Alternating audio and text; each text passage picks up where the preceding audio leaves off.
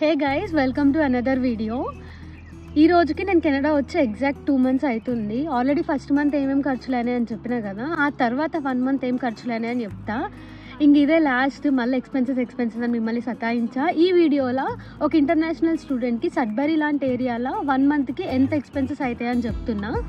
And ఎప్పుడు చెప్పేదే ఇవి అప్రాక్సిమేట్ వాల్యూస్ అండ్ ఇప్పుడున్న కన్వర్జన్ రేట్ని బట్టి చెప్తున్నా. సో ఒక ఇంటర్నేషనల్ స్టూడెంట్కి ఫస్ట్ పెద్ద ఖర్చు ఏంటి అంటే రెంట్. సడ్బరీలో మాకు నేను ఆల్రెడీ ముందు వీడియోలో చెప్పినట్లు పర్ మంత్ $450 to $550 ఉంటుంది రెంట్. అండ్ దెన్ యూటిలిటీస్, ఒకవేళ మీరు ఇండివిజువల్గా ఉంటున్నారు అంటే అరౌండ్ $100 అవుతుంది. లేదు మీరు షేరింగ్ అకామిడేషన్లో ఉంటున్నారు అంటే అరౌండ్ $50 అవుతుంది యూటిలిటీ. నెక్స్ట్ మొబైల్ బిల్లు, ఒకవేళ మీరు ఓన్లీ సిమ్ తీసుకున్నారు అంటే అరౌండ్ $50 అవుతుంది. మీరు సిమ్తో పాటు మొబైల్ కూడా తీసుకున్నారు కొత్త దీనికి వచ్చినాక అంటే అరౌండ్ $70 to $80 అవుతుంది.